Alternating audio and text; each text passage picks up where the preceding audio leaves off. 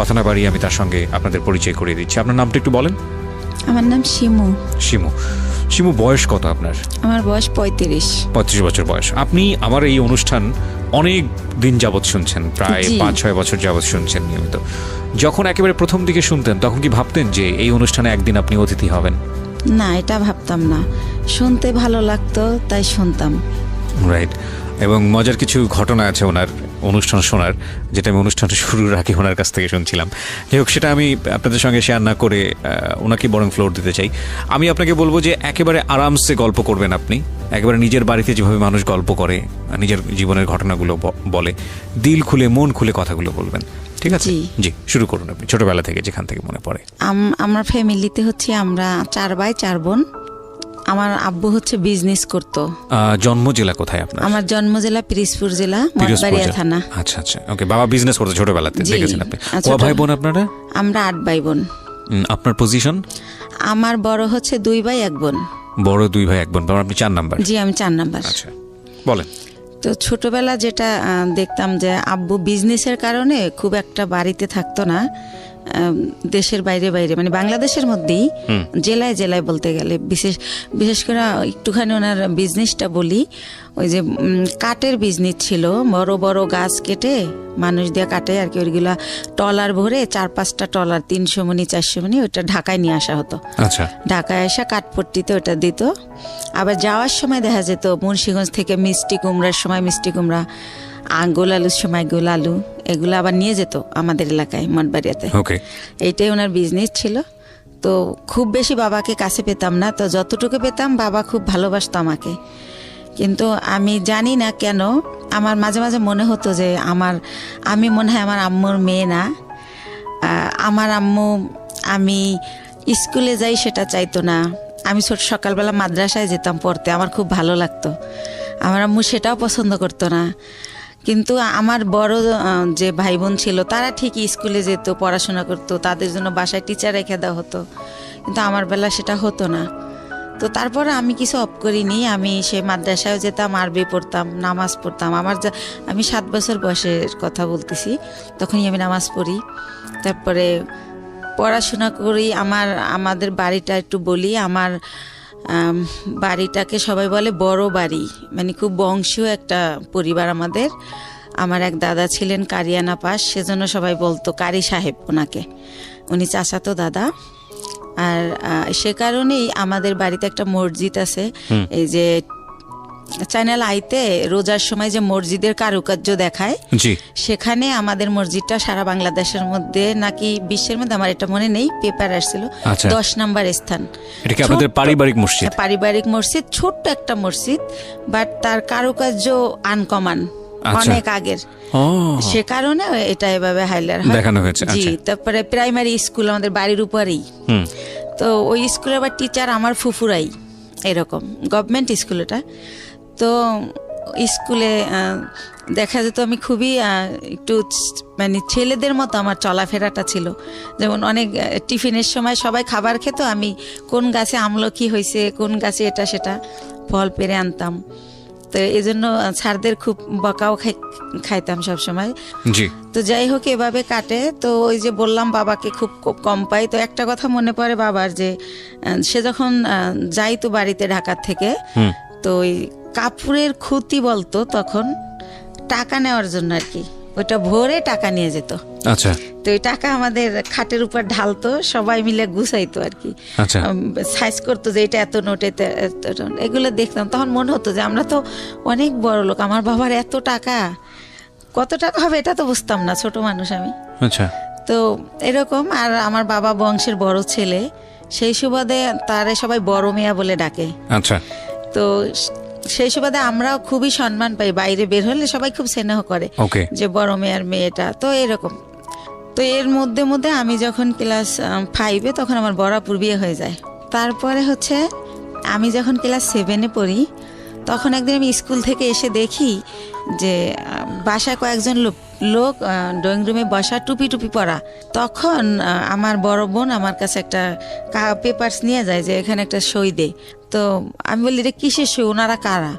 তো বলে সই দিতে বলছি, সই দে, তোরা তো কিছু জানি না, লাভ আছে। আমাকে তাদের সামনেও নেয়নি, ঘরেই আমার বোন কাগজটা নিয়ে যায়, তখন আমি সই দিই। কিছুদিন পরে আমি শুনি যে আমার বিয়ে হয়ে গেছে। বিয়ে কি বা পুরো মানে ওই ছেলেটাও এখানে আসে নাই, তো কার সাথে বিয়ে হয়েছে কি আমি কিছুই জানতাম না। যেটা হয় এলাকায় এটা ছড়াই যায় যে আমার বিয়ে হয়েছে। স্কুলে গেলে সবাই বলে এই তোর নাকি বিয়ে হয়ে গেছে, তো বিয়ে কি এটাই তো আমি জানি না। Right. তো আমি বলি যে কি বিয়ে হয়ে গেছে, কার সাথে বিয়ে হয়েছে, বিয়ে কেমনে হয়?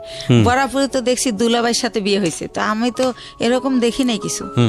তো এভাবে বলি, তো একটা সময় আমি আমার আম্মুকে অনেক একটু রাগ করেই বলি যে আমার নাকি বিয়ে দিয়ে দিছো, সবাই বলে এখন আমি আর স্কুলে যেতে পারি না, আমার লজ্জা করে, জিজ্ঞেস করে তোর জামাই কেমন এই সেই।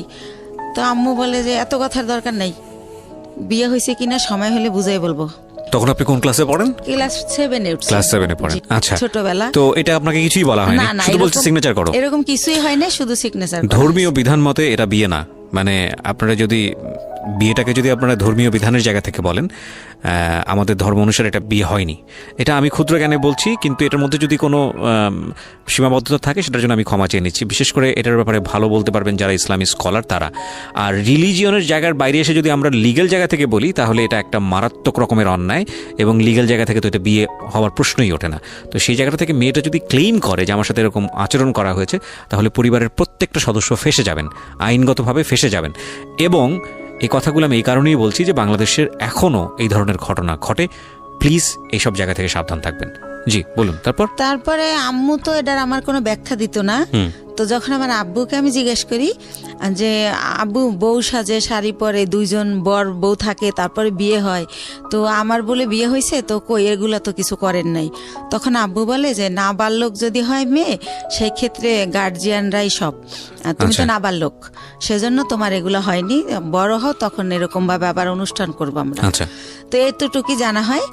তো এর মধ্যে কি হয় যে আমি যখন ক্লাস 8-এ, তখন ওই লোকের আর কি ভাই হচ্ছে চেল্লায় আসে ঢাকাতে, তো আসলে আমাকে নিয়ে যাবে ওদের দেশে।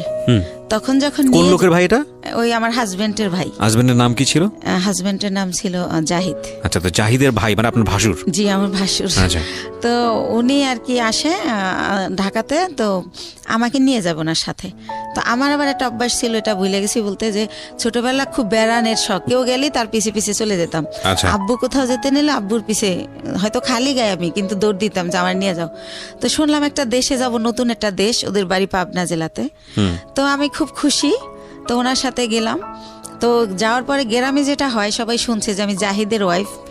তখন সবাই বলে যে মেয়ে, এত সুন্দর একটা মেয়ে, ওই সময় তো ছোট ছিলাম, সুন্দর ছিলাম, তো এত সুন্দর একটা মেয়ে পাগলটার সাথে কিভাবে দিল এর বাবা মা। আবার মেয়েটার একাই পাঠাই দিয়েছে, কেউ আসে নাই। আচ্ছা। কিন্তু পাঠাইছে অন্য সেন্সে, এটা আমার বাবার ফ্রেন্ডের বাড়ি, ওই সেন্সে পাঠাইছে। কিন্তু লোকজন সবাই জানে যে বউ হিসেবে আসছে, এটা জানছে গ্রামের মানুষ। তো এভাবে বলে, আমি তো সেম পুকুরে ডুবাচ্ছি, দৌড়াচ্ছি, শ্বশুর বাড়ি, তো ওইরকম বুঝতেছি না। তো ওনারে মা ডাকতে হবে, তো সেইভাবে আগে আন্টি ডাকতাম, এখন মা ডাকি শাশুড়িকে। ওটা বলে দিয়েছে যে ওনাকে মা ডাকবা? হ্যাঁ, বলে দিয়েছে। আমার আম্মু বলে দিয়েছে ঢাকা থেকে, তুমি আগে যখন আসতো তোমার আঙ্কেলের ওয়াইফ আন্টি বলতা, আঙ্কেল বলতা, এখন বাবা আর মা বলবা। তো আপনি জিজ্ঞেস করেননি বাবা মা কেন বলবো? ওই যে বিয়ে হয়েছে তার ছেলের সাথে। না, কিন্তু সেটা তো আপনি তখনও জানেন না। জানি বলতে, সে তো মুখে বলতো যে বিয়ে হয়েছে। ও আচ্ছা আচ্ছা। আপনিও প্রশ্ন করেননি যে ঠিক আছে বিয়ে মানে বিয়ে? ওকে, তো আমি আসলে ভাইয়া জানতো না, বুঝতেন না। জি, রাইট। তো তারপরে হচ্ছে আমি আমার শাশুড়িকে জিজ্ঞেস করি যে মা, সবাই যে বলে যে পাগলের কাছে বিয়ে দিছে, পাগলকে? তো বলে আরে ও হচ্ছে জাহিদের কথা বলে। তো আমি বলছি ওনারা সবাই পাগল বলে কেন? তো বলে ও হচ্ছে ঠিক মতো গোসল করে না, পুকুরে ডুবায়, মাঝে মাঝে খেলতে অন্য অন্য জেলায় চলে যায়, ফুটবল খেলে, তো সেজন্য সবাই পাগল বলে, মানে খুব ভালোভাবে থাকে না, অপরিষ্কার একটু থাকে। তো এইভাবে আমাকে যেটা বুঝালো, তো এইভাবে বুঝলাম, কয়েকদিন বেড়ালাম, তারপর আবার আমার আব্বু যাই নিয়ে আসলো আমাকে। তখনও জাহিদের সঙ্গে আপনার দেখা হয়? না, দেখা হয়নি, ওনাকে আমি দেখিনি। তো আমি জানি না উনি কই, বা আমার ওই তো কিউরিসিটিও নাই। এক্স্যাক্টলি। তো আমি আবার ঢাকা চলে আসলাম। আসার পরে আমার ওই যে মাথার মধ্যে ঢুকছে গ্রামে যে একটা পাগলের কাছে আমার বিয়ে দিছে, ওইটা আমার মাথার থেকে আর সরতেছে না। আমি পড়াশোনা করতে পারতেছি না, স্কুলে যাইতে পারতেছি না, হয়তো ক্লাসে আসি ম্যাডাম কি বলতেছে আমি শুনি না, এরকম হয়ে যাচ্ছি, মানে কিরকম জানি।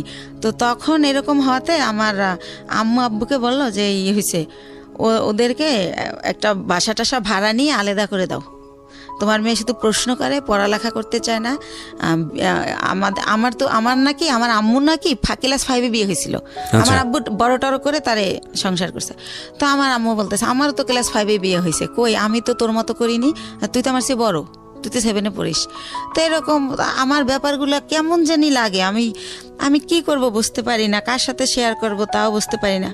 তো একটা সময় কি করে আমার আম্মু যে হাজবেন্ড বুঝানোর জন্য নাকি আমি জানি না আমার একটা বাসা ভাড়া করে দেয়। আমি ক্লাস 8-এ বাসা ভাড়া করে ফার্নিচার দিয়ে ওনার সাথে আমারে দেয়, উনি আনে। এই প্রথম ওনাকে আমি দেখি, একটা অনুষ্ঠানও করে ঘরোয়াভাবে নিজেদের আত্মীয় স্বজনের করে, ওই বাসাটা আমারে দেয়। মৌলবি পড়ে যে মৌলবি এনে যে কবুল বলতে হয় সেটা করিয়েছে আপনাকে? না। Very interesting. ওকে। তো তারপরে যেটা হলো, ওই দিন যেদিন অনুষ্ঠান করলো সেদিনও মিলাদের মতো করে করলো, হুজুর টুজুর ছিল ওনারা। তো যাই হোক, আর উনি পাগলটা ছিল কি পরে যেটা জানি গল্পে চলে আসবে, উনি সবসময় এরকম না, 24 আওয়ার্স এরকম তা না। তো উনি সকালে, আমি তো আম্মু বলছে সকালে রান্না করতে, তো রান্না করতে পারি না, তাও ডাল চাল মিলে একটু খিচুড়ির মতো করলাম। তো উনি খেয়ে অফিসে চলে গেল ওই গার্মেন্টসে। তারপরে এভাবেই করে, সে বাসায় আসে, খাওয়া দাওয়া করে, আমার সাথে তেমন কোনো কথা বলে না। এরকম পরের রাতে আবার দেখলাম কি আমার একটা ছবির অ্যালবাম ছিল ফ্রেন্ডদের সাথে, কাজিনদের সাথে, ওইটা উনি টেনে টেনে ছেড়ে, তো ওই কাগজ ছেড়লে একটা আওয়াজ হয়, তো আমি ঘুমাই পড়ি কিন্তু ওই আওয়াজে জেগে যাই। তখন আমি বলি যে আপনি এগুলো ছেড়েন কেন, কি হয়েছে আপনার? এটা বলতেই সে আমাকে একটা চর মারে যে তুমি ছেলেদের সাথে ছবি তুলছো কেন? ছেলে মানে আমার কাজিনরা। আচ্ছা আচ্ছা। তখন আমি বলি তো কি হয়েছে, ও তো আমার খালাতো ভাই, আর আমরা তো একই বয়সের, একসাথে পড়াশোনা করছি, আমাদের বাসা থেকে পড়াশোনা করছে, তাই আপনি এমন করেন কেন, আপনি কি পাগল? আমি রাগ করে বলে ফেলি। তখন আমি ঠিক করি যে এর সাথে তো থাকা যাবে না, এভাবে কিভাবে থাকবো।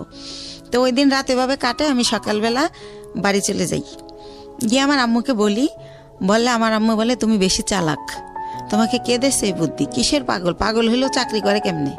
হ্যাঁ, তো আমার সাথে সেই টর্চার শুরু হয়ে যায়, এরকম করে কি করব। তো আমি বলি যাই হোক আমি আর ওই বাড়িতে যাবো না, তো এইভাবে থাকি। তারপরে আমি ঠিক করি যে আমার কিছু একটা করতে হবে, আমি এই বাসায় থাকবো না, ওই বাসায় থাকবো না। তো আমাদের একটা পারিবারিক ডক্টর থাকে, পিজির অধ্যাপক, উনি ওনার একটা ক্লিনিক দেয় মিরপুরে। তো আমি ওনার সাথে একদিন দেখা করে বলি আঙ্কেল আপনার এখানে আমার একটা কাজ দিবেন? তো বলে কি কাজ করবা তুমি, ছোট মানুষ? তো আমি বলি ওই যে প্রেশার মাপে কত কিছু করে, ইঞ্জেকশন দেয়, ওটা মানে শিখাবেন, আমি ওগুলো পারবো। তা আমি এইতে তো অনেকটা তো আর ছোট না। তো স্যার বলে, ওই আঙ্কেল বলে ঠিক আছে, এখানে চাকরি করলে আমাকে স্যার বলতে হবে, স্যার বলতে পারবা? হাসে আর বলে। আমি বলছি হ্যাঁ পারবো।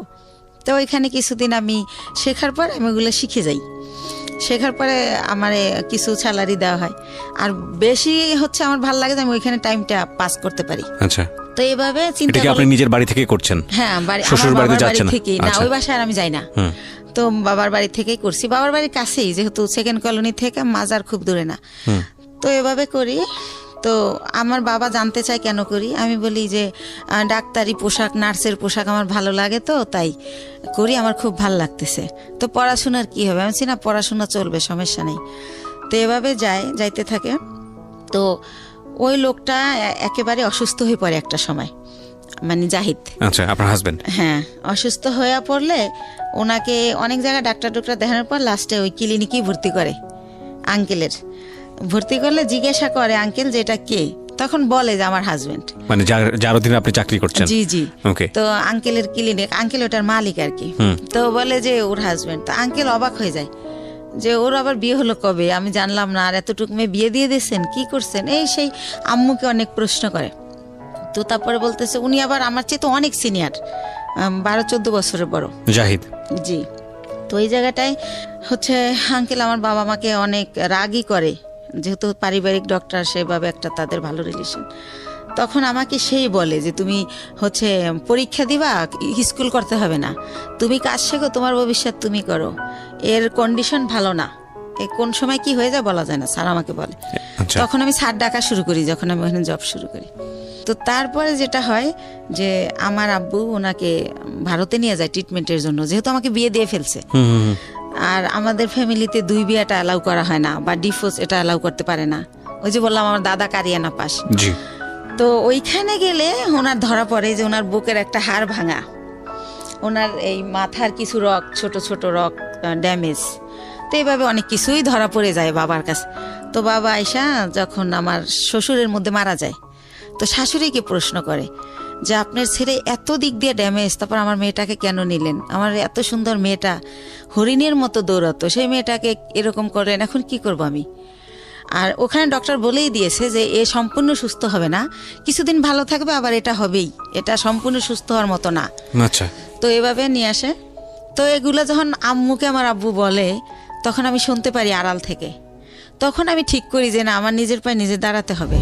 প্রিয় শ্রোতা, আমরা ছোট্ট একটা বিরতি ছিলাম, বলুন তারপর। তো এর মধ্যে ওইখান থেকে আসার পর উনি অনেকটা ভালো হয়। ভালো হলে আবার আমার এক ভাইয়া, পরিচিত ভাইয়া, ওনার বাড়ি উজিরপুর, উনি একটা গার্মেন্টসে জব করে। তো ওইখানে ওই জাহিদ আমি দুইজনই চাকরি নেই। তো এতে মধ্যে আমি ক্লাস 9-এ উঠি। তো আমি চাকরি নেই কোয়ালিটি হিসাবে। তো আল্লাহ রহমতে আমার হয়তো আউট নলেজ একটু ভালো। আমি অনেক 3 মাসের মধ্যে আমি যখন ঢুকি আমার 8,000 টাকা স্যালারি ধরে। 3 মাস পরে আমার স্যালারি 15,000 হয়ে যায়। আমার একটা লাইনের দায়িত্ব দিয়ে দেয়, লাইন শিপ বলে ওটাকে। তো এভাবে ও জব করে, আমিও জব করতে থাকি। তো ভালো এরকম। তো ওই ওইখানে আবার 3 বাইর গার্মেন্টস। তো 3 ছাড়ই হচ্ছে আমারে এত ভালো জানে যে এক স্যার যখন আসবে না, অন্য স্যার কি করে আমি জানি বলি, এভাবে আমাকে করে আর কি, যে তুমি আমাদেরকে বলবা। তো এভাবে স্যাররা আমার এক্সট্রা কিছু টাকা দেয়, এমনিতেই, আমি চাই না, দেয়। আর আমি খুব কর্মঠ, খুব মন দিয়ে কাজ করি, এটা তাদের চোখে পড়ে। বা ডে বাই ডে আমি এত ইমপ্রুভ করি যে যারা 3 বছর চাকরি করে এত উন্নতি করে নাই। তো এভাবে স্যাররা খুবই ভালোবাসে আমাকে। তো এর মধ্যেই হচ্ছে আমার বেতন মোটামুটি 20,000-এর উপরে হয়ে যায়, এই এক্সট্রা টাকা নিয়ে, ওভার টাইম নিয়ে। এর মধ্যে ওই লোকটা আবার অসুস্থ হয়ে যায়, এমন অসুস্থ যে একদম হলুদ হয়ে যায়, একদম খারাপ অবস্থা হয়ে যায়। তো তখন আমার বাড়িতে নিয়ে যায় ওই মিরপুরে, নিয়ে আমার মা বোনেরা লতা পাতা জন্ডিস হিসাবে রস করে খাওয়ানো, ডাক্তার দেখানো, এগুলো করতে থাকে। এর মধ্যে ওই লোকের 3 মাস পর্যন্ত আমার কারণে মালিকে বেতন দেয় এমনি। আচ্ছা। যেহেতু আমারে ভালো জানে তারা মেয়ের মতো, সে কারণে বেতন দেয়। ওই লোককে মানে আপনার হাজবেন্ড? আমার হাজবেন্ড একই গার্মেন্টসে কাজ করতো? জি, একই গার্মেন্টসে কাজ করি। ওকে। এই যে আরো কিছু ওনার কিছু সিমটম ছিল। রাতের বেলা হঠাৎ করে, মানে আমি ঘুমের মধ্যে দেখতাম কি সে মানে ভৌতিকভাবে আমার দিকে তাকায় আছে। ঘুমের থেকে উঠে, মানে ওনার দাঁতগুলো খুব বড় বড় ছিল। আর ওনার হচ্ছে উনি অনেক চেকন ছিল, অনেক লম্বা ছিল। তো উনি যখন খালি গায়ে এরকম করতো, মনে হতো ভূত। তো আমি খুব ভয় পেতাম। তো ভয় পেলে কি হবে, আমি আবার ছোটবেলা থেকে তো কোরআন পড়তাম, নামাজ পড়তাম। তো ওইভাবে আবার দোয়া টোয়া পরে আবার ঘুমাই যেতাম। যেহেতু আমার অফিসটা ছিল সকাল 8টা থেকে রাতের 10টা পর্যন্ত, তো অনেক হার্ডওয়ার্ক করা হতো, রাতে খুব ক্লান্ত থাকতাম। তো আমি আর কেউ বলা বন্ধ করে দিলাম, কারণ ফার্স্ট দিকে যখন এর কথা বলতাম কেউই তো অ্যালাউ করতেছে না, আমাকে কেউ বুঝতেই আসে না। তো যাই হোক, এভাবে হয় আমার হচ্ছে। এভাবে চাকরি করতে করতে 2001 সালে আমি হচ্ছে 2000-এর শেষের দিকে আমি কনসেপ্ট করি, অফিসে মাথা ঘুরে পড়ে যাই। তখন আমারে হচ্ছে পরীক্ষা নিরীক্ষা করে ডাক্তারের কাছে নিয়ে, দেখে যে আমার বাচ্চা পেটে। জি। তো বাচ্চা পেটে দেখলেও আমি অসুস্থ, ওষুধ খাচ্ছি, রেস্ট, যখন মাথা ঘুরে যায় নামাজের রুমে রেস্ট নিচ্ছি, যেহেতু স্যাররা আমার ভালো জানে। তো সেভাবে আমি আমার জবটা চালিয়ে যাই। তো যখন 6 মাস হয়ে যায়, তখন আমি আর পারি না, নিজের সাথে আর যুদ্ধ করতে পারি না, তখন আমি জবটা ছেড়ে দেই। তো এর মধ্যে আমার মোটামুটি বেশ কিছু টাকা সঞ্চয় হয়ে যায়। তো জবটা ছেড়ে দেওয়ার পর আমার বেবিটা যখন হয় 2001 সালের মানে জানুয়ারি মাসের 31 তারিখ রাত 12:30টায় হয় আমার ছেলেটা। সেখানেও বলি, আমাকে যখন একটা প্রাইভেট ক্লিনিকে নেয়, অন্য লোকে নেয়, আমার হাজবেন্ড নেয় না। আর আমি যে প্রেগনেন্ট, এই সময়টা আমার মার আমাকে একটু সময় দেওয়া উচিত, আমার কাছে থাকা উচিত, কিন্তু আমার মা সেটা করে না। তো সে কারণে আমি ওই ভাড়া বাসায় থাকি, মার কাছে আর থাকি না। তো আমি যখন আমারে অন্য মানে ভাড়াটিয়ারা নিয়ে যায় একটা ক্লিনিকে, সেখান থেকে আমার অবস্থা খারাপ দেখে, যেহেতু আমার বয়স কম, সেজন্য আমার অবস্থা খারাপ হয়ে যায়, বা আমার খাওয়া দাওয়া হয় না ভালো। তো আমার ঢাকা মেডিকেল নিলে তখন ডক্টররা বলে যে ইমিডিয়েটলি সিজার করতে হবে, না হলে বাচ্চা মা কাউকে বাঁচানো যাবে না। তো সিজার করবে, হাজব্যান্ডের সিগনেচার লাগবে। এখন হাজব্যান্ড কোথায়?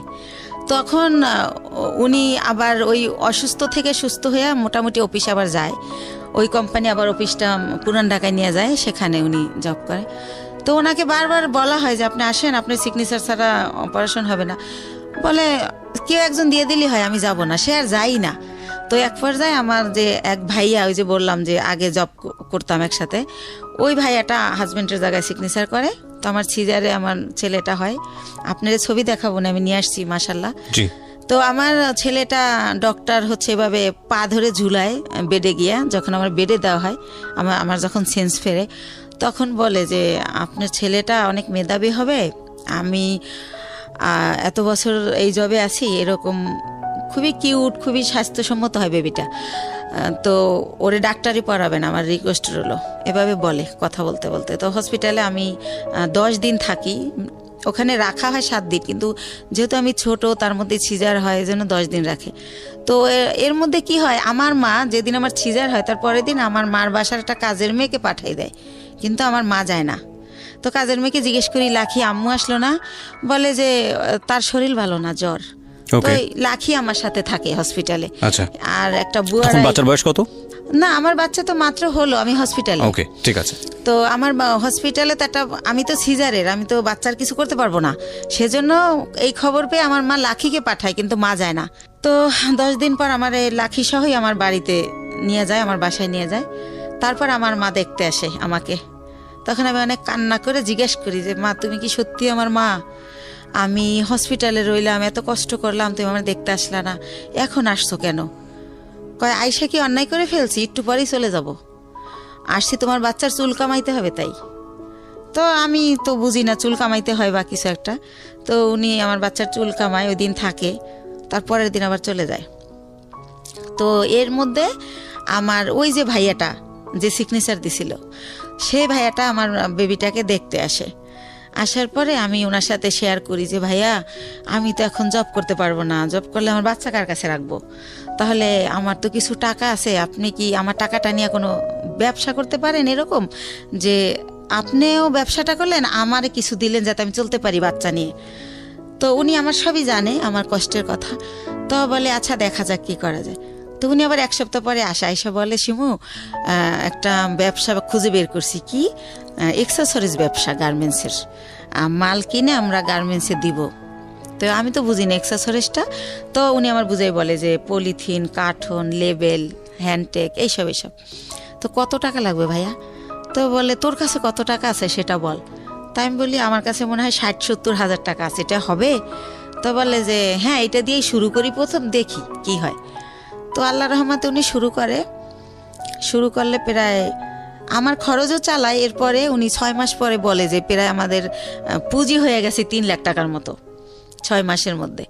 তো অনেক ভালো লাভ। তো তখন বলে যে আরও টাকা ইনভেস্ট করলে ভালো হতো। তো আমার বাবার দেওয়া কিছু গয়না থাকে আমার, সেই গয়নাগুলো আমি বিক্রি করে আরও টাকা ওইখানে ঢুকাই। তো এরকম করতে করতে আমার বাচ্চাটা, মানে আমার ছেলেটার বয়স হয়ে যায় 2 বছর। 2 বছর, ওকে। 2 বছর হয়ে যায়। তো আল্লাহ রহমতে ভালোই আছি, ভালোই চলতেছি, ব্যবসা খুব ভালো হচ্ছে। তো এভাবে তো আমি বলি যে ভাইয়া এখন একটা অফিস নেন, তাহলে আরও ভালো হবে। তো ভাইয়া কি করে, একটা আরামবাগে ছোট একটা অফিস ভাড়া নেয়, কার্ড ছাপায়, ভিজিটিং কার্ড, কোম্পানির একটা নাম দেয়, স্বদেশ ইন্টারন্যাশনাল। তো এইভাবে একটা নাম দিই আমরা। তো তারপরে যেটা হয় যে ব্যবসা কি হয়, যে টাকা যায় তার চেয়ে আমরা 3 ডবল মাল বাকি আনা যায়। ধরেন 1 লাখ দিয়ে 3 লাখ টাকার মাল বাকি আনা যায়। এভাবে আমরা আবার কোম্পানির মাল দেই। এভাবে করতে করতে আল্লাহর রহমতে আমাদের পুঁজি প্রায় সে 30-40 লক্ষ টাকা হয়ে যায়। যেহেতু আমরা কম পুঁজি খাটাই ভালো ব্যবসা করতেছি, যেহেতু আমাদের লেনদেন ভালো। এর মধ্যে আমাদের 3টা কর্মচারী নিয়ে নেয় ভাইয়া, একটার নাম স্বপন, একটা বাপ্পি, আর একটা রেজা। তো এভাবে ভালো ব্যবসা চলতেছে। তো আমার ছেলেটা 2 বছর যখন হয়, ও একা পেন্সিল খাতা দিয়ে বসাই দিয়ে খেলতে দেখি যে ও সরোয়া লিখে ফেলে। এভাবে তো দেখি যে আব্বু এরকম করো, তো লেখে। তো তখন আর ওরে আমি বলি আমার ভাইয়াকে যে ভাইয়া ওরে না স্কুলে দিয়ে দেই, কিন্ডার গার্ডেনে, ও তো লেখা শিখে গেছে। কয় দূর হবো কা, এত তাড়াতাড়ি না। তো এরকম করতে করতে আমাদের বাসায় একটা ম্যাডাম ভাড়া থাকে পাশের ফ্ল্যাটে। তো ম্যাডামকে বলি, ম্যাডাম কয় ওর পরীক্ষা দেওয়া লাগবে না, এমনি নিয়ে যায় নাইসেন, ভালো হবে, এতে ওর শেখা হলো, সামনের বছর ভর্তি করবেন। তো এইভাবে নিয়ে যেতাম, আসতাম, ফিটার নিয়ে যেতাম ব্যাগে করে, ওর ফিটার খাওয়াতাম টিফিনে। তো এভাবে ওরা সবাই আদর করে। ওর নাম হীরামণি। তো ওর নাম হীরা, তো আদর করে সবাই হীরামণি ডাকে। তো এরকম একটা পজিশনে আমার বাবা শোনে যে আসলে আমার বেশ কিছু টাকা হয়েছে, আমি ভালো বিজনেস হচ্ছে আমার, আমি খুব ভালো আছি। তো আমার বাবা আমাকে বলে কি যে ওই যে কারি দাদু, সেই দাদু মারা গেছে, দাদুর ছেলেরা সব আমেরিকায় সেটেল, তো তাদের কিছু জমি বিক্রি করে চলে যাবে, একেবারেই কম দামে দিয়ে দিবে যদি নিজেরা নেয় যারা বেলাডের। তো আমার বাবা আমাকে বলে যে হচ্ছে এরকম জমি বিক্রি করবে, তো তুমি কি কিনবা? তো আমি ভাইয়ের সাথে আলাপ করি, তো ভাই বলে যে জমি তো আর কিনলে ফালানো যায় না, কিনতে পারিস যেহেতু কম দাম। তো মাত্র 1 বিঘা জমি মাত্র 45,000 টাকা দাম। তো ওই 45,000 টাকা দিয়ে আমার বাবাকে আমি দেই, আমার বাবা জমিটা আমার নামে কিনে, আমি যাইও না দেখিও না, ওই আমাদের পিরিজপুরে আর কি মঠবাড়িয়াতে। তো এইভাবে আমার জমিটা হয়। তো এরকম এর মাঝে মাঝে ওই যে লোক, এর আর একটা কথা ভুলে গেছি, এরপরে কি হয়, আমার বেবিটার যখন বয়স 1 বছর, তখন সবাই বলে যে একটা বেবি হয়েছে, এখন ভালো হয়ে যাবে। তো উনি মাঝে মাঝে নাই হয়ে যায়, আবার চলে আসে, এভাবে আপ অ্যান্ড ডাউন চলতে থাকে। তো অনেকে বলে যে বিজনেসে ঢুকাইতে, তো আমি দেই না, কারণ তো ওনার তো ব্রেন ঠিক নাই, তো সেজন্য দেই না, যে না উনি মাঝে মাঝে জব করে আবার চলে যায় আবার আসে। তো উনি কি করে, ঈদ যেমন প্রথম ঈদ আমার বেবি হওয়ার পরে, তো ঈদের দিন উনি হচ্ছে চান রাতের দিন ওনার এক ভাগ্নে আমার এখানে জব করে, যেটার নাম বললাম রেজা, আর একটা থাকে ভাগ্নে আনোয়ার। তো চান রাতের দিন ওরা বাসায় আসছে, তো রাত অনেক হয়েছে, আমি বলি এই তো আনোয়ারে জিজ্ঞেস করি তোমার মামা বাসায় আসবে না? বলে না। আমি বলছি কেন, কোথায় গেছে? কয় ওনার এক ফ্রেন্ড আসছিল কুমিল্লা থেকে, সম্ভবত উনি কুমিল্লা চলে গেছে। তো এর আগেও একবার ফার্স্ট ঈদে এরকম করে, উনি চান রাতের দিন নাই হয়ে গেছে, তো উনি আবার কোরবানির আগে ব্যাক করে। এতদিন উনি কই ছিল জিজ্ঞেস করলে অ্যান্সার করে না। তো সেম কাহিনী আমার ছেলে হয়েছে, আমার ছেলের বয়স 1 বছর, আমার ছেলের ফার্স্ট ঈদ উনি এরকম চান রাতে আসে নাই।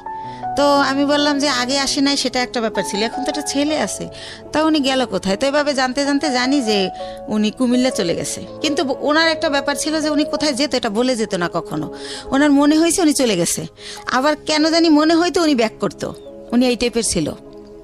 তো এভাবে কিন্তু আমার বাবা ওই সম্পত্তিতে আমার নামের জায়গায় স্বামীর নাম ইউজ করতে হয়, কাগজের তো একটা আছে, ফর্মালিটি আছে সেই ক্ষেত্রে। তো এভাবে করতে করতে 2007 সাল খুবই ভালো চলতেছি। 2007 সাল হয়ে গেল, আমাদের বিজনেস আরও অনেক বড় হলো, সরকারিভাবে এলসি করা হলো। তো এভাবে করতেছি। এর মধ্যে হচ্ছে ওই যে ভাইয়া যে প্রধান ছিল বিজনেসের সব কিছু দেখাশোনা করতো, ওনার নাম হচ্ছে দুলাল, ওনার বাড়ি উজিরপুর থানায়, সানুহার গ্রাম। তো ওনারে আমি আমার আপন ভাই, ব্লাডের চেয়েও বেশি, মানে ওনারে আমি অনেক রেসপেক্ট করতাম। উনি বাসায় আসলে আমার মনে হতো আমার ফ্লোরটা ভয়তে কাঁপে, কারণ মাথায় কাপড় না থাকলে বলতো মাথায় কাপড় নাই কেন, একটু হেসে কথা বললে, একটু জোরে হাসলে বলতো মেয়ে মানুষ এত জোরে হাসে কেন, বা এসে জিজ্ঞেস করতো 5 ওয়াক্ত নামাজ পড়ছিলি তো। খুব শাসন করতো, ইসলামিক মাইন্ডেড ছিল, চারিত্রিক বৈশিষ্ট্য খুব ভালো ছিল। তো ওনারে অনেক রেসপেক্ট করতাম। তো উনি ছিল আমার সব কিছু। কোথায় কি আমি তো আর অত বুঝি না, মেয়ে মানুষ, বিজনেসটা উনি করতো, কিন্তু টাকা পয়সা যখন শর্ট পড়তো আমি ফ্রেন্ড সার্কেল দেখা দাঁড় করতাম, এরকম করে দিতাম, আবার ব্যাংক লোন করতাম, এরকম ভাবে চলতো। কখনো গহনা বিক্রি করতাম, এরকম চলতো। তো ভালোই। এর মধ্যে হচ্ছে 2007-এর দিকে উনি ফেরত আসলো ইভেন্ট, তখন আমি ওনাকে কোনোভাবেই রাখবো না। তো আমার বাবা মা সবাই বলল যে হচ্ছে শেষবারের মতো দেখো, এরপরে যদি চলে যায় তাহলে আর আমরাই ওনাকে কোনোভাবে আর অ্যালাউ করবো না। তো সেবার উনি 3 মাস ছিল। আচ্ছা, 3 মাস কোথায় যেত আপনি জানতেন না? না, একদমই জানতেন না। ওনার বাবা মাও জানতো না, উনি যখন বিয়ের আগে ভাবে নাই হইতো, আচ্ছা, জানতো না উনি কোথায় যায়। তো যখন হচ্ছে 3 মাস ছিল, এবার 3 মাস থাকার পরে উনি আবার নাই হয়ে চলে যায়। তো তারপরে হচ্ছে কি, উনি যখন চলে যায় এই 3 মাস থেকে, এই লাস্ট ওনার পাটার আসবে না, এরপর আমি অন্য ইয়েতে যাব। তো উনি যখন চলে যায় তখন আমার আবার বেবি পেটে চলে আসে, সেকেন্ড বেবি। কিন্তু একটা কথা ভাইয়া বলে রাখি, মানে হাজবেন্ড ওয়াইফ এক জায়গায় যাওয়া, হাজবেন্ড ওয়াইফ কথা বলা, একসাথে খাওয়া, ওনার সাথে আমার এটা কোনোদিনও ছিল না। কিন্তু কি হতো, উনি আসলে ঘুমাতো আলাদা রুমে, কিন্তু হয়তো বা সকাল আজানের পরে বা আজানের আগে কোনো একটা টাইমে আমি ফিল করতাম যে উনি আমার বেডে আসছে। মানে হঠাৎ করে আচমকা শারীরিক সম্পর্ক? হ্যাঁ, হঠাৎ করে আসতো, উনি আমার সাথে ঘুমাতো না, আসতো, আমি টের পাইতাম। অনেক সময় আমি এমনও হয়েছে যে ওনাকে আমি মেরেছি। হঠাৎ করে তুমি কেন আসলে? আমি ঘুমাইছি, বাচ্চাকে ঘুম পাড়িয়ে, বা আমার শরীর খারাপ, হঠাৎ করে ঘুমের মধ্যে, তো আমার খারাপ লাগতো, আমি ধাক্কা টাক্কা দিতাম এভাবে। তো এভাবে উনি এই ওনার সাথে আমার রিলেশনটা শারীরিক যেটা বলেন এতটুকুই ছিল, এর বাইরে কিছু ছিল না। ভালো মন্দ কোনো কথা বলা ছিল না, কোনো দিনও ছিল না এটা। জি, সেকেন্ড বেবি আসলো। হ্যাঁ, সেকেন্ড বেবি আসলো। তো এখন আমি তো সেকেন্ড বেবি নেব না, কারণ আমি ফার্স্ট বেবির কারণেই আমি আমার জবটা ছেড়ে দিয়েছি, বিজনেসটাও মানুষ করতেছে। সেই ফার্স্ট বেবিরে আমি স্কুলে নিয়ে যাচ্ছি, আনতেছি, ওরে গান আবৃত্তি অভিনয় শেখাচ্ছি, বিভিন্ন সাবজেক্টে দিচ্ছি যে ও ভালো কিছু করবে। ও ছোটোবেলা দিয়ে একা একা আসিফের গান করে 3 বছর বয়সে, তখন আর আমি 4 বছর বয়সে গানের স্কুলে দিয়ে দিই, গ্যান্ডারিয়া কিশালয় কচিকাচার মেলা, খুব ভালো একটা স্কুল ওটা, সাংস্কৃতিক। তো যাই হোক, ওরে নিয়ে আমি খুব বিজি, আমি তো বেবি নেব না। তো এখন বেবি মানে নষ্ট করার জন্য অনেক জায়গায় যাই, কেউ নষ্ট করতে পারে না, নষ্ট করে না। যে আপনার সিজারের বেবি এমআর করলে আপনার ইনফেকশন হতে পারে, বিভিন্ন রকম ভয় দেখায়। তো তারপর আমি হোমিও কিছু ওষুধ খাই, কেউ বলে কাঁচা আনারস খেলে নষ্ট হবে। তো যাই হোক, কোনোভাবে আমার বেবিটা নষ্ট হয় না, থেকেই যায়। থেকে যাওয়ার পরে ঠিক আছে, সেকেন্ড বেবি পেটে। তো এভাবে সেকেন্ড বেবিটা হয় 8 দিনে। ওই টাইমটাতে আমি অনেক অসুস্থ থাকি, এতটা অসুস্থ, 8 দিনে আমার 2 মাস থাকতে হয় হসপিটালে। তো ওই টাইমটাতে 2 মাস আমি যখন থাকি, ওই যে আমার ভাইয়া, সে আমার ব্যবসার টাকা দিয়ে তার ভাইকে বিয়ে করায়, তার বোনকে বিয়ে দেয়। এরকম করতে করতে আমি, আমার কর্মচারী যারা, তারা আমাকে জানায় যে ম্যাডাম, আপনার কিন্তু ঘরের ইন্দুরে বান কাটতেছে, আপনি কিন্তু শেষ হয়ে যাচ্ছে সব, টেরও পান না আপনি। তো আমি বুঝি না, ইনডাইরেক্টলি বলা এত কথা আমি বুঝি না। এই ভাইটা কে ছিল আপনার? ওই যে আমার যে বিজনেস করতো, টাকাগুলো আমি দিতাম, বাট সে বিজনেসটা আপন ভাই তো না। না না, তাহলে উনি আমাকে বোন ডাকছিল, আর আমার বড় ভাইয়ের নামে ওনার নাম। ওকে, সেই সুবাদে ওনার আমি ভাই বলি। ঠিক আছে। তো এইভাবে, তো আমি এগুলো শুনলে ওনার আমি এত বিলিভ করি যে এত বছর সে আমার বিজনেসটা, সে 60,000 টাকা পুঁজি থেকে আল্লাহ রহমতে এখন 40-50 লক্ষ টাকার বিজনেস, সে যদি আমার ভালোই না বাসতো এটা তো হতো না। আর আমার ছেলেটাকে প্রচণ্ড রকম ভালোবাসে, মানে সে ডিউটিতে থাকলেও বারবার ফোন দিয়ে জিজ্ঞেস করে। ও এর মাঝে যখন ফোন বের হয়, সে আমার ফোন কিনে দেয় আমার ছেলের খবর নেওয়ার জন্য, আমি ফোন ইউজ করি, এরকম অনেক কিছু হয়ে যায়। তো যাই হোক, একটা সময় কি হয় যে 2011 সালের দিকে সে আমার শুধু বলতে থাকে আমার বিজনেসে লস, সিগনেট তোমার টাকা মেরে দিছে, অমুক জায়গায় এত লাখ টাকা, অমুক জায়গায় 7 লাখ 3 লাখ, এগুলো বলে। আমি যে ফ্ল্যাট ভাড়া দিব, সে আমার ভাড়াও ঠিক মতো দিতে পারতেছে না। আচ্ছা, এর কারণ হচ্ছে যে সে টাকাগুলো অন্যদিকে খরচ করতেছে। এর মধ্যে আমি বাপ্পির কাছে জানতে পারি সে গুলশান বনানীতে একটা ফ্ল্যাট কিনে ফেলে। প্রিয় শ্রোতা, আমরা ছোট্ট একটা বিরতি নেব, আর এই ফাঁকে আপনাদেরকে বলে নেই, ঢাকা এফএম এর পেজটিতে আপনারা আসতে পারেন। আমাদের পেজটির ঠিকানা www.facebook.com/I-love-Dhaka-FM, I-love-Dhaka-FM। প্লিজ পেজটিতে লাইক দিয়ে কানেক্টেড থাকবেন। ওকে, ছোট্ট একটা বিরতি টাইমে ছিলাম, বলুন তারপর। আমার যত টাকা থাকে ওটা দিয়ে উনি ফ্ল্যাট কিনে ফেলার কারণে আমার ব্যবসার পুঁজি শেষ হয়ে যায়, কিন্তু উনি আমার সেটা বলে না। তো এর মধ্যে বাপ্পি যখন বলে, ওনার আমি যখন জিজ্ঞেস করি যে ভাই, ওনার আমি ভাই বলেই ডাকতাম, আর উনি আমার ভাই ভাইকেই কথা বলতো। তো ভাই, একটা সত্যি কথা বলবেন, একজনকে শুনলাম আপনি নাকি আমাদের জন্য একটা ফ্ল্যাট কিনছেন। আমি আমাদের জন্য বলি, আমি উনি কিনছে ওটা বলি না, আমাদের জন্য একটা ফ্ল্যাট কিনছেন। তখন হাসে আর কয়, এই গুলশান একটা ফ্ল্যাটের দাম জানিস? কিসের ফ্ল্যাট কিনছি গুলশানে? তুই ভুল শুনছিস। তো এর মধ্যে আবার সে আমার একটা সান্ত্বনা দিল যে রিভার ভিউতে 6 শতক জমি কিনছি তোর আর আমার নামে। হয়তো ওইটা কেউ শুনছে, বাপ্পিরে বলছিলাম, মনে হয় বাপ্পি তোরে ওইটা উল্টাভাবে বলছে। তো আমি ভাইয়ের কথাই বিশ্বাস করলাম, বাপ্পির কথা আর বিশ্বাস করলাম না। বাপ্পি আমাদের শুরু থেকেই কর্মচারী। তো যাই হোক, এভাবে 12 সালে দেখি যে আমার হচ্ছে মানে এমন অবস্থা হয়ে যাচ্ছে, সে 2-3 মাসের ভাড়া একসাথে দিচ্ছে। তারপরে সে হঠাৎ করে বলল যে আমি একটু দেশে যাব, আমার বাড়িতে একটু কাজ আছে, জমি জমার ব্যাপারে আমি 2 দিনের পর চলে আসব। সে বাড়ি গিয়ে 22 দিন হয়ে গেছে যখন সে আসে না। আর আমি ফোন দিলি বলে এই তো ভাই কাইলে আসবো, পরশু আসবো, এরকম করে। এদিকে কর্মচারীরা বলে যে যাদের থেকে আমরা মাল বাকি আনি ওরা টাকার জন্য তাগেদা দিচ্ছে, আবার আমরা যেখানে টাকা পাবো সেখানে ওরা গেলে টাকা দিচ্ছে না, যে টাকা তো দেবো দুলালের কাছে। তো এভাবে আমি একদিন অনেক কান্নাকাটি করি, ভাই আপনি আসেন না কেন, এরকম এরকম অনেক কিছু বলি। এর মাঝে আমাদের ডিএসএস একটা অফিস নেয়, ওই অফিসটা ছেড়ে আরামবাগেরটা। তো আরামবাগেরটা আমি চিনতাম, ডিএসএস অফিস আমি কোনোদিন আসি নাই, কারণ যেহেতু ছেলেদের কাজ কারবার সবাই পুরুষ মানুষ, ভাই চাইতো না যে আমি আসি, তো আমি আসতাম না। তো আমি অনেক কান্নাকাটি করি যে ভাই আমার কি সব কিছু শেষ হয়ে গেল, আমার স্বামী দিয়ে আমি সুখ পাইলাম না, আমি চিন্তা করছিলাম আমার ছেলেটাকে আমি মানুষ করব, আপনি তো সবই জানেন আমার জীবনের, এখন আপনি কোথায় গিয়ে লুকাই রয়েছেন, আমার কি হবে এখন, আমি কোথায় যে দাঁড়াবো। জি। তো এভাবে অনেক কান্নাকাটি করার পরে বলে কি যে আচ্ছা ঠিক আছে আমি 2 দিন পর আসতেছি।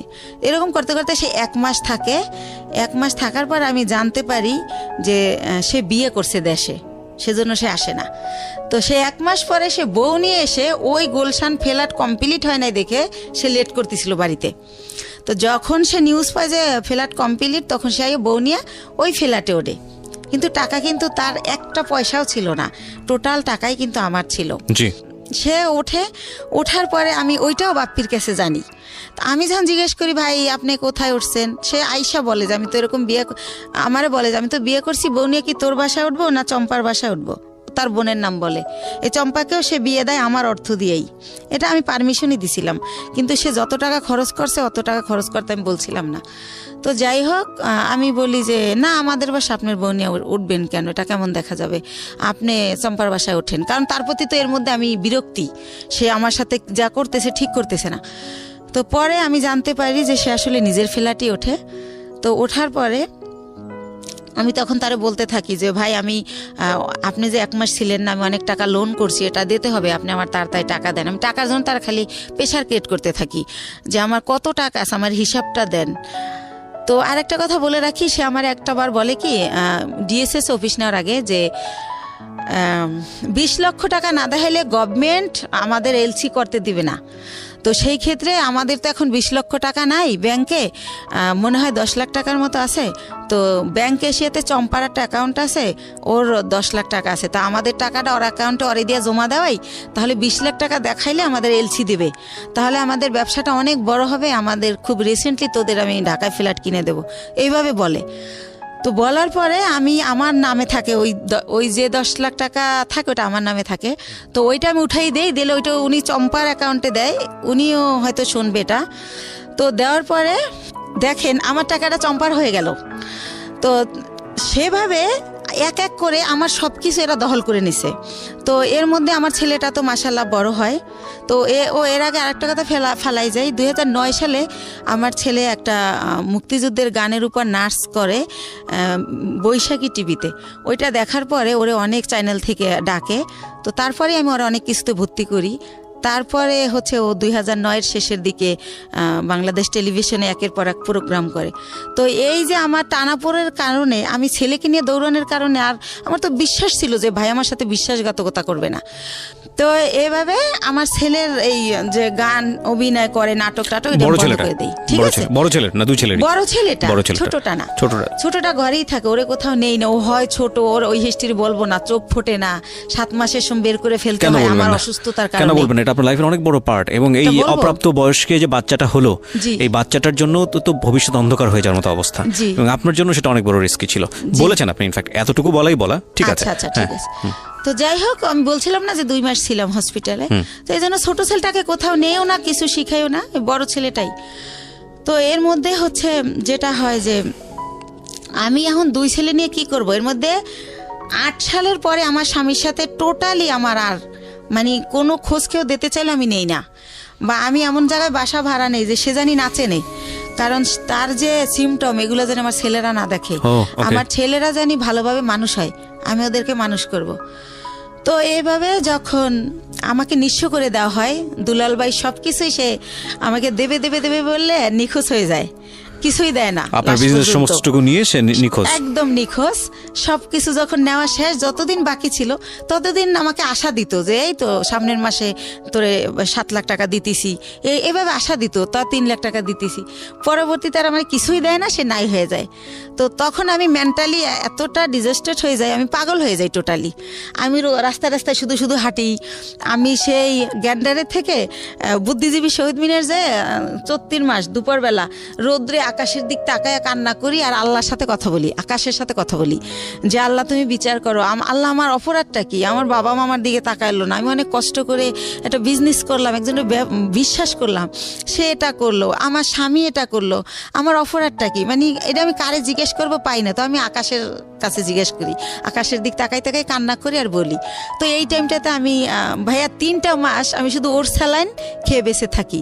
মানে যখন দেখি আমি আর পারি না তখন একটা স্যালাইন গোলাই আর খাই। আমার ব্যাগে সবসময় পানি থাকে 1/2 লিটার আর স্যালাইন থাকে 4-5টা। তো এভাবে আমি 3টা মাস, আমার মনে আছে, আমি ভাতের আহার গেলতে পারি না। আমার কি হলো, আমার কি হবে, আমি নিঃস্ব হয়ে গেলাম। দুলাল ভাইরা আর আমি খুঁজে পাই না কোনোভাবে, সে নাম্বার চেঞ্জ করে ফেলে। তো যাই হোক, তার বাড়ির ঠিকানা জানতাম, কিন্তু বাড়ি যাই আমি কি করব, কাকে বলবো এটা, সে তো বাড়িতে যায় নাই। তো যাই হোক, এভাবে গেল এই পাঠ। তো তখন আমার তো এই বাচ্চা দুইটাকে কিছু করে খাওয়াতে হবে ভাইয়া। তো তখন আমি চিন্তা করলাম, আমি এর আগে ওই যে বড় জমিটা যে কিনলাম তার পরপরই আবার একটা ছোট জমি কিনি, 5 কাঠার জমি। এটাও আমার এক চাচার থেকে কেনা। তো আমি চিন্তা করলাম যে এই 5 কাঠা জমি বিক্রি করে আমি কিছু একটা করি। তো তখন ওই 5 কাঠা জমি আমি বিক্রি করব। এখন আমি যাকেই ঠিক করি, যেই আমাকে জমিটা কিনবে, যে জমিটা অ্যাডভান্স করতে যায়, তাকে আমার বোন থ্রেট দেয়, বড় বোন, যে ওই জমি কিনলে তোর পা ভাঙা হাতও ভেঙে ফেলবো। লাস্ট পর্যন্ত আমার সৎ কাকা কিনবে, কালকে আমাকে 1 লাখ টাকা দিবে। আজ রাত 12টার সময় আমার কাকার নামে একটা মিথ্যা মামলা দিয়ে তাকে অ্যারেস্ট করানো হয়। তো এটা কেন করানো হয় আমি কোনোভাবে জানতে পারি না। তো একজনের কাছে জিজ্ঞেস করি, আমার বাবা মার কাছে জিজ্ঞেস করলে তারাও বলে না, তারা বলে আমরা জানি না। তো তখন শুনতে পারি যে জমি আমার বোন কিনবে, বাইরে বেচতে দেবে না সেজন্য। তো তখন আমি বাধ্য হয়ে আমার মাকে বলাই যে তাহলে বরাপারে বলো আমার জমিটা কিনতে। তো এর মধ্যে আমি শর্টকাট খুলে একটুখানি বলি, আমার বড় দুলাভাই বাংলাদেশের 20 জন ধনীর একজন, উনি বিশাল বড় লোক। তারপরে আমার ইমিডিয়েট যে ছোট, সে সৌদি আরবে বিজনেস করছে 25 বছরের মতো, সেও অনেক ভালো অবস্থায়। তো এরাও কিন্তু বড় লোক। তো আমার সেজো ভাইটাও মালয়েশিয়াতে ইঞ্জিনিয়ারিং পোস্টে গেছে উনি, সেও অনেক টাকার মালিক, আল্লাহর রহমতে অনেক ভালো পজিশন তার। অথচ এই যে আমি যখন তাদেরকে জানালাম যে এরকম দুলাল আমার সব মেরে পলাই গেছে, এখন আমার মৃত্যু ছাড়া উপায় নাই, আমার ঘরে ভাত নাই, আমার ঘর ভাড়া দেওয়ার মতো টাকা নাই, মানে এগুলো যখন প্রকাশ করলাম, তারা আমাকে খুব অপমানজনক কথাবার্তা বলল সবাই। মানে কোনোভাবে কেউ 5 টাকা দিয়েও আমাকে হেল্প করলো না। তো তারপর আমি ডিসিশন নিলাম জমি বিক্রি করার। এখন আমার বোন জমি কিনবে, কিন্তু সে কিন্তু আমাকে 5,000 টাকা দিয়ে হেল্প করলো না। তো যাই হোক, আমি বাধ্য হয়ে রাজি হলাম তাকে জমিটা দেওয়ার জন্য, মাকে দিয়ে বলালাম। তারপরে আমি গ্রামে গেলাম, তারপরে সে একজনকে দিয়ে জিজ্ঞেস করাইলো আমি জমির দাম কত চাই। তা আমার মা আমার শিখিয়ে দিল, তুমি বললো যে আপা তোমার যা ইচ্ছা তাই দিও, তাহলে তুমি বেশি পাবা, দাম টাম চাইও না। তো আমার মার কথাই আমি আমার বোনকে বলি, ওই যাকে দিয়ে বলায় তাকে বলি। তো পরের দিন আমাকে রেজিস্ট্রি করতে নিয়ে যায়, আমার কিন্তু 1 টাকাও দেয় নাই, বা কতটুকু জমি বা কত দাম কিছুই বলে নাই। তো ম্যাজিস্ট্রেট যখন জিজ্ঞেস করে আমি বলি যে হ্যাঁ টাকা বুঝে পাইছি। তো উনি আসার পর আমাকে মাত্র 1 লক্ষ টাকা দেয়, দিয়ে বলে যে তোর জমির দাম হচ্ছে 2,35,000, তো আর 1,35,000 টাকা আমি 15 দিন পরে দেবো। তো আমি 1 লাখ টাকা নিয়ে ঢাকায় চলে আসি। কিন্তু ওই যে দুলাল আমার টাকা দেয় না, আমি বাসা ভাড়া ছিলাম, ওই বাসা ভাড়া বেজে যায়, তারপরে ঋণ করে খাই ফ্রেন্ডদের কাছ থেকে, ছেলের খরচ করি স্কুলের। তো এভাবে ওই টাকা ঋণ দিতেই চলে যায় 1 লাখ। তো তখন আমি ব্যবসা আবার কিভাবে করব? তখন আমি আবার আমার বোনকে বলতে বলতে আমার মা বলে যে তুমি বাড়িতে আসো, আবার যাই। তখন আমার বোন আবার আমাকে 1 লাখ টাকা দেয়, দিয়ে বলে যে এই 35,000 টাকা বাকি আছে, এইটা তুই চাবি না, ফোন করে কখনো বলবি না, আমার যখন হবে আমি তোরে ফোন করেই বলবো, তখন তোরে দিয়ে দেবো। আচ্ছা ঠিক আছে। তো ভাইয়া, আল্লাহ যার উপরে নারাজ হয় তার হয়তো সব দিক দিয়েই হয়। তো তখন উনি 1 লাখ টাকা দেয়, ওই টাকাটাই না আমি ইন্ডিয়ার ব্যবসা শুরু করি। তো ব্যবসা শুরু করি ইন্ডিয়ার কসমেটিকের ব্যবসা। কয়েকজন আপার সাথে পরিচয় হয়, তাদের সাথে যাতায়াত করি, এভাবে চলতেছি। হঠাৎ করে আমার ব্যাক পেন শুরু হয়, আমি উঠতে পারি না, বসতে পারি না, খুব যন্ত্রণা। তো বাংলাদেশে যখন ডাক্তার দেখাতে দেখাতে পরীক্ষা নিরীক্ষার পর যেটা বলে যে আমার একটা কিডনি ড্যামেজ হয়ে গেছে। ওহো, তো একটা কিডনি ড্যামেজ কত হয়ে সালের ঘটনা গেছে। এটা? কত সালের ঘটনা? এটা হচ্ছে 13 সালের ঘটনা। 13 সালের ঘটনা। তো ড্যামেজ তখন তো আপনার জাহিদের সঙ্গে যোগাযোগ সম্পূর্ণ off। সম্পূর্ণ কোথায় আছে, কি করছে, আমি কিছু কিচ্ছু জানেন না? জানি না। না, তো তখন আমার ড্যামেজ হয়ে গেল। তো আমার আত্মীয় স্বজনকে আমি ব্যাপারটা জানাই, মানুষ দিয়ে জানাই। কিন্তু ভাইয়া কষ্টের কথা হলো, আমার এক সৎ ফুফুর ক্যান্সার হয়েছিল, তাকে কেমো দেওয়ার জন্য আমার বোন প্রতি মাসে তার কেমোর খরচটা দিত। কিন্তু বাইরের মানুষের দেয়, যে ওর মেয়ে বিয়ে হয় না, বিয়ে দিয়ে দেয়, যার যা লাগে দেয়। কিন্তু সে আমাকে কোনোভাবে হেল্প করলো না। হেল্প না করলে আমার যে পুঁজিটা ছিল ওইটা দিয়া আরেকটু বলি, তো বাংলাদেশে বলে ড্যামেজ হয়ে গেছে। তো আমার অনেকে বলে যে ইন্ডিয়ার ডাক্তার ভালো, ইন্ডিয়াতে দেখাও। তো ইন্ডিয়া দেবী শেঠি নামের একটা হসপিটাল মুকুন্দপুরে, সেখানে আমি দেখাই। ডক্টর বুজুরিয়া, উনি কিডনি বিশেষজ্ঞ ছিলেন। তো উনি পরীক্ষা নিরীক্ষার পর বলে যে আপনার কিডনি ড্যামেজ হয় নাই, এটা মিথ্যা রিপোর্ট, আপনার কিডনি ছোট হয়ে গেছে, একটা কিডনি একটু ছোট হয়ে গেছে, আপনি বেশ কিছুদিন অনাহারে ছিলেন, খাবার দাবার খাইতেন না, সেই জায়গার থেকে এটা হয়েছে। তো আপনি ঠিকমতো খাবেন, পানি খাবেন, আর প্রস্রাবে ধরলে লেট করবেন না। আর ওষুধ দেয় 3 মাসের। তো 3 মাস ওষুধ খাওয়ার পরে আল্লাহর রহমতে মাত্র 2টা আইটেম ওষুধ দেয়, কিন্তু আমি 3 মাস পর আল্লাহর রহমতে ভালো হয়ে যাই। তো ভালো হয়ে যাই, এরপরে ওই যে 1 লাখ টাকা বাকি থাকে আমার বোনের কাছে, সেই 1 লাখ টাকাও তো আইনা এই যে চিকিৎসার কারণে প্রায় শেষ। তো তখন আমি 35,000 টাকা পাই, ওইটা চাই। ওইটা চাইলে সে একেবারে না করে দেয়, সে বলে আমি টাকাই পাবো না। তখন আপনার কাছে দুটো সন্তান। হ্যাঁ, এবং আমার কাঁধে 2টা সন্তান। ইভেন্ট আমার মা চাইলেই আমারে চালাতে পারে, আমার মাকে আমার ভাইয়ারা টাকা দেয়, এবং সেও না করে দিয়েছে, সেও কোনোভাবে আমাকে হেল্প করে না। বলেন তারপর। প্রিয় শ্রোতা, আমরা ছোট্ট একটা বিরতি নেব। সে মানে সেই তো নিষেধ করছিল যে 35,000 টাকা চাবি না, আমি ইচ্ছা মতো দেব। অথচ আমি যখন 6 মাস পরে আমার চলতেছে না, তখন চাই, তখন সে অস্বীকার করে। আর একটা কথা ভাইয়া, সে হচ্ছে বাইরে আমার এই জমিটা যারা কিনতে চাইছে তারা 5 লাখ টাকা দিতে চাইছে, 5 কাঠা 5 লাখ, কিন্তু আমারে দিবে 2,35,000। তারপরও আবার এই 35,000 টাকা সে না স্বীকার জান। আমি বলি, আপা তুমি তো মিথ্যা বলো না, মনে হয় ভুলে গেছো, মনে নাই, একটু মনে করে দেখো। সে আমারে অখাদ্য ভাষায় গালাগালি করে, ওই টাকাটা আর দিলই না। তো এভাবে যায়। আর একটা কথা ভাইয়া, সে তারা মনে হয় নাম কেনে, শববরাতের পরে টেরাক বইরা গ্রামে গ্রামে কাপড় লুঙ্গি সবাইকে দেয় প্রতি বছর। তো আমি হচ্ছে 2 বছর আগে, মানে আমার ছেলে তো এবার দিল ইন্টার পরীক্ষা, তো ইন্টার যখন ও ফার্স্ট ইয়ারে ভর্তি করবো ওরে, তো ওই যে আমি অসুস্থ ছিলাম, আমার অনেক অভাব, তো তখন আমি ওরে বলি যে হচ্ছে আমার ছেলেরে ভর্তি করব কলেজে, ভর্তির তোরা হচ্ছে এমনি বলি ডাইরেক্ট যে তোরা তো সবাই জাকাত দেস, নাইলে তোদের জাকাতের টাকা থেকে আমার কিছু টাকা দে, আমার ছেলেটার ভর্তি করি। তো আমার 1 ভাই আর 2 বোনরে বলি। তো তারপর তারা আমার যেটা জানায় যে হাদিসে আছে যারা ব্লাড কালেকশনের, এদেরকে জাকাত দিলে জাকাত কবুল হয় না। এটা আমার জানা মতে এটা একটা ভুল ইনফরমেশন। এটা তো ভুল, জি জি, এটা আমিও জানি এটা ভুল, কিন্তু তারা এটা বলে। যাই হোক, তারপরে আমি যেমনি হোক ছেলেকে ভর্তি করি। তো এভাবে আবার ভর্তি করার পর বই কেনা হয় না দেখে ছেলে কলেজে যায় না, ছোট বোনের বাসায় একটা অনুষ্ঠানে যায়, সেখানে আমার যে ইমিডিয়েট বোনটা ও আসে। তো ওরে বলে যে তুই কলেজ যাওয়া শুরু করছিস? কয় না, আম্মু তো এখন আমার বই কিনে দেয় না, এই জন্য যাই না, যাবো কয়েকদিন পরে। আম্মুর তো অনেক সমস্যা, কি যে করব, মনে হয় কি পড়াশোনার দরকার নেই, একটা জব নিয়ে নিই। তো আমি তো ছোট মানুষ, আমার জব দিব কে? আমার বোন উঠে বলে কি যে তোর মার এত সম্পদ আছে, তোদের কিসের অভাব, সম্পদ বেচা তোর পড়ালেখা কর, তুই বড় হলে চাকরি করবি। এত সম্পদ নাই ভাইয়া, মাত্র ওই যে বলছিলাম আপনারা যে 1 বিঘা জমি কিনছিলাম 45,000 টাকায়, ওইটা এখন হয়তো 15-20 লাখ টাকা দাম উঠছে বাইরে, কিন্তু আত্মীয়রা কিনলে আবার দিব অর্ধেক দাম। তো এছাড়া আর নাই। তো এটা বলে আমার ছেলে খুবই কষ্ট পায়। তারপর আমার বাসায় এসে বলে যে আমরা যদি না খাইয়ে মারাও যাই, বা তুমি যদি বিনা চিকিৎসায় মারা যাও, রাস্তায় আমি ভিক্ষা করব, কিন্তু তোমার পরিবারের কাছে আর কিছু বইলো না। তোমার বোন আমাকে এই কথা বলছে। আমার ছেলে অনেক কষ্ট পাইয়া বলে। তখন আমি বলি থাক, এগুলো মনে থাকবে, তুমি যদি কখনো বড় হও মনে রাখবা যে কে কি করছিল। তো এইভাবে গেল। তো আমার হচ্ছে এই হচ্ছে আমার বোনদের অবস্থা। ইভেন্ট তারা কোরবানি দেয়, আমার বড় বোন। এটা সবার জানা উচিত যে আসলে এরকম হয় না কি বোন বা ভাই বা পরিবার।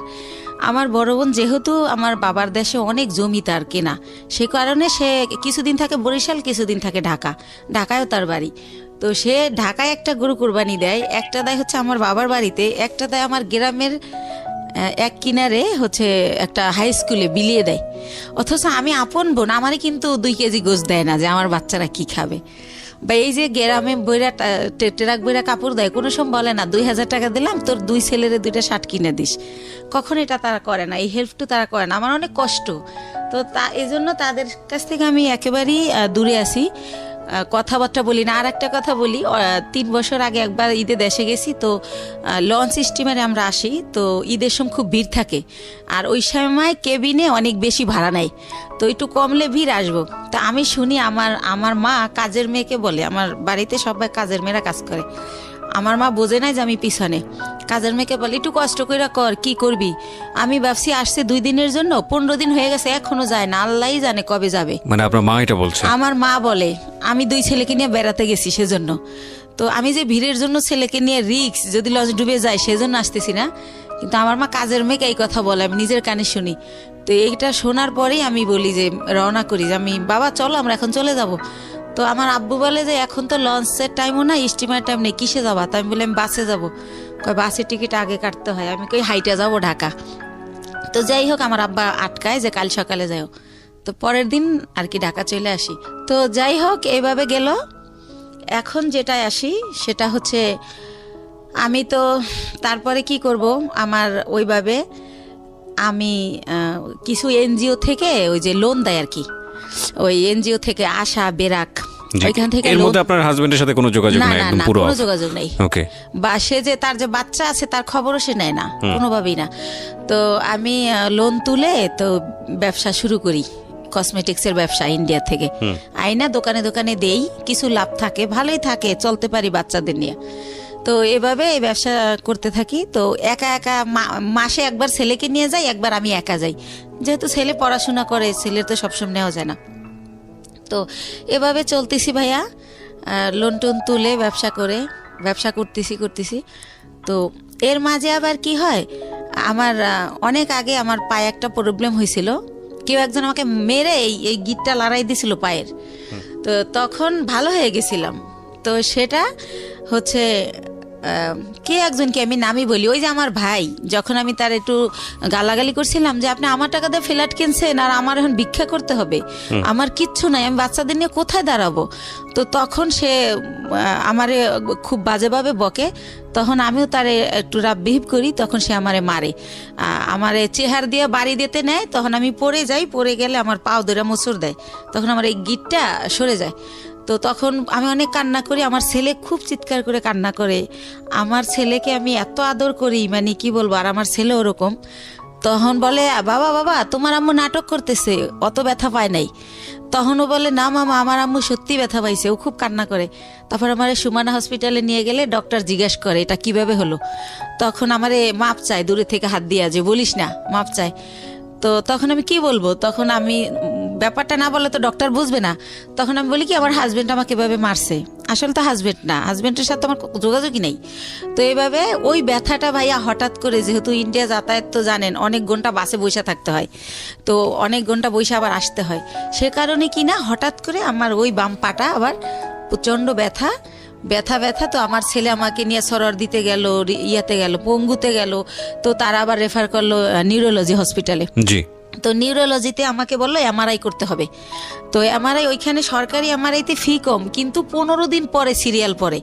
তো এই 15 দিন তো আমি সহ্য করতে পারবো না, আর আমি বেকার থাকলে আমার বাচ্চারা কি খাবে। তখন আমি বেসরকারি ইয়াতে পপুলারে যাই, ওই পপুলারে আমার থেকে 13,000 টাকা নেয় এই টেস্টটার জন্য। ওকে।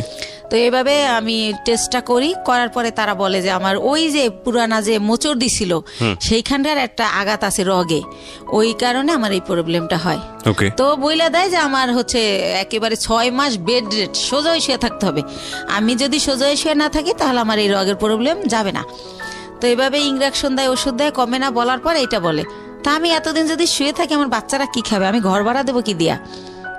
তো তখন আমার বাচ্চা সবাই কাছে এটা বলে যে আমার মার এই অবস্থা, খুবই কান্নাকাটি করে। তার বাবার নাম্বার জানি কার কাছ থেকে সংগ্রহ করে তারেও ফোন করে যে আম্মু এরকম হসপিটালে ভর্তি। তো কোনো জায়গা থেকে কেউই আসে না, আল্লাহর রহমতে কেউই হেল্প করে না।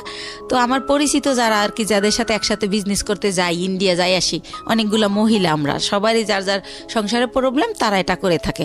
তো ওই সব আপারা আমারে বলে যে বাংলাদেশে তো তুমি সুস্থ হইতে অনেক টাইম লাগবে, আর তোমার বাচ্চারা খাবে কি, তোমার আমরা কোলে করে শোয়াই শোয়াই বাসে করে ইন্ডিয়া নিয়ে যাই, হয়তো বা ইন্ডিয়া গেলে ভালো হবা। তো একটু তো আমার চলার ক্ষমতা নাহলে আমি ইন্ডিয়া কিভাবে যাব।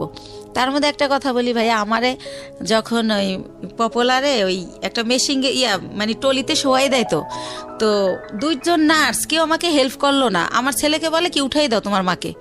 তা আমার ছেলে তো আর অত বড় না, সে আমারে তাও কিভাবে জানে আল্লাহ জানে, ও আমারে কোলে করে শোয়াই দেয়।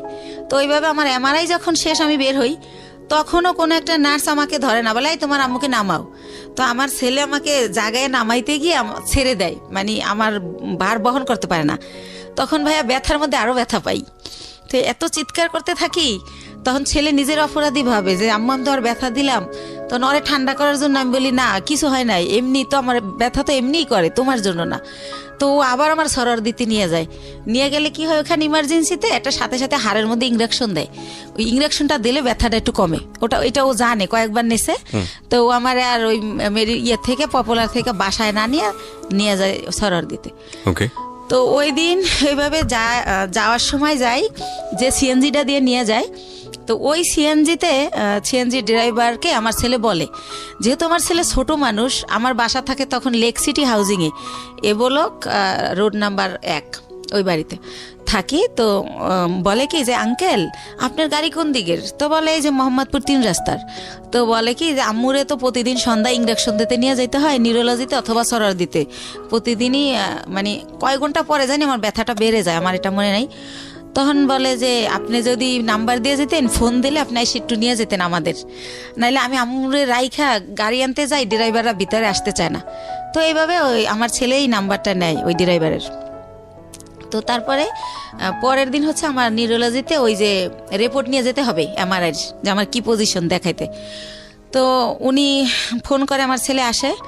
তো যাই, তো গেলে কি হয়েছে, সরকারি তো সিরিয়াল থাকবেই। তো আমার ছেলে বলে আঙ্কেল আপনি কি একটু ওয়েট করে আমাদের নিয়ে যাবেন আবার বাসায়? ঠিক আছে বাবা নিয়ে যাব। তো উনি বসে, তো দেখি আধা ঘন্টা, তারপর আমার সামনে আরও 5 জন। তো আমি ফোন দিয়ে বলি যে ভাইয়া আপনি চলে যান, আমার অনেক লেট হবে। তো উনি বলে যে না আমি বসি, আপনি আবার পরে সিএনজি কোথায় পাবেন, তাছাড়া তো আমি আপনার সবসময় নিই। উনি ইচ্ছা করেই থাকে। তারপরে হচ্ছে এই লোকটা কি করে যে বসে থাকে। তো আমার যখন সব কাজ শেষ আমি আসি, তো আমি তো হুইল চেয়ারে থাকি, তখন আমি পায়ে হাঁটতে পারি না ভাইয়া, হুইল চেয়ারে আসি ওই গাড়ি পর্যন্ত। এখন ওই গাড়ি পর্যন্ত হুইল চেয়ার নামানো যাবে না, সিঁড়ি। তো সেজন্য আমার ছেলে তো আমার কোলে করেও নিতে পারতেছে না। তো আমার ছেলে বললো আঙ্কেল আপনি একটু আমার আম্মুর এক সাইড দিয়ে হাত ধরেন, আমি এক সাইড দিয়ে ধরি। তো এইভাবে আমার নিল। তা আমার বাসায় যখন নামাই দিল, আমি চিন্তা করলাম লোকটা প্রায় 1-1.5 ঘন্টা বসে ছিল। তো উনি তো এতক্ষণে অনেক টাকা মারতে পারতো। এমনি ওনার আমার যাতায়াত ভাড়া হয় 400 টাকা নিউরোলজি থেকে আমার বাসা যেহেতু মোহাম্মদপুরে। তো আমি ওনার একটা 1000 টাকার নোট দেই। তখন উনি বলে আপা আমার কাছে ভাঙতি নেই, আমি প্রথম আপনাকে নিছি। তো আমি বলি ভাইয়া ভাঙতি লাগবে না, পুরাটাই আপনাকে দিছি, আপনি তো অনেকক্ষণ বসেছিলেন। তারপর বলে থ্যাংক ইউ আপা, আসলে আপা আপনার মন অনেক ভালো, আমি যদি নিজের গাড়ি হতো আপনার ভাড়াই নিতাম না। এটা বলে উনি চলে যায়। প্রিয় শ্রোতা, আমরা ছোট্ট একটা যেখানটা আমি ছিলাম, বলুন তারপর। তো তারপরে যেহেতু আমার ডাক্তার বলে যে যতদিন অসহ্য ব্যথা না কমে প্রতিদিন সন্ধ্যায় ইঞ্জেকশন দিতে হবে, তো সে কারণে প্রতিদিন সন্ধ্যায় উনি আসে, এসে আমার নিয়ে যায় এই সিএনজিওয়ালা। এর মধ্যে ভাইয়া বলে রাখি আমার ছেলের হচ্ছে ইন্টারের টেস্ট পরীক্ষা। তো সে কারণে কি হয়, ছেলে যে টাইমে আমার ইঞ্জেকশন দিতে যাও ওই টাইমে ছেলের স্যার আসে। তো ছেলে উঠাই দেয় যে আঙ্কেল তো দিয়েই যাবে, যেহেতু আঙ্কেল বাসা চেনে। তো এইভাবে উনি আমার দিয়ে যায় বিনামে আমি ভাড়া দেই। তো এইভাবে হয়। তো যখন একটু আমি মোটামুটি দাঁড়াতে পারি, তখন ওই যে আপারা যাগোর সাথে ইন্ডিয়া যাই, তাদের সাথে আমি ইন্ডিয়া চলে যাই ওখানে আবার ডাক্তার দেখাই অর্থোপেডিক। ওনারা আমার কিছু দেয়, ওইখানে থেরাপি দেয়, তারপরে মেডিসিন দেয়। তো মোটামুটি আল্লাহর রহমতে আমি যাই, কিন্তু হুইল চেয়ারে বলতে গেলে আসার সময় আমি হাইটে আসতে পারি। এভাবে আমি ভালোভাবে বাসায় আসি। তো উনি এখন তার আমি ইঞ্জেকশন দিতে যাই না, কিন্তু উনি এমনি ফোন দেয়, আপা কেমন আছেন, কই কি করেন, এরকম।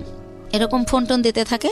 তো আমার যেহেতু অনেক ওইখান থেকে আমার মাল নিয়ে আসতে হয়, সেই মালগুলো আমার ভাইয়া মার্কেটে পৌঁছাতে হয়। জি, এই পলোয়ালে, আপনার খদ্দর বাজার, এনএসকো টাওয়ার, কি ধরনের প্রোডাক্ট নিয়ে আসতেন? শ্যাম্পু, সেন্ট, সোনো, সাবান, এগুলো দিয়ে আপনার সংসার চলতো, মানে এই তেল, জি। বিজনেস করেই? জি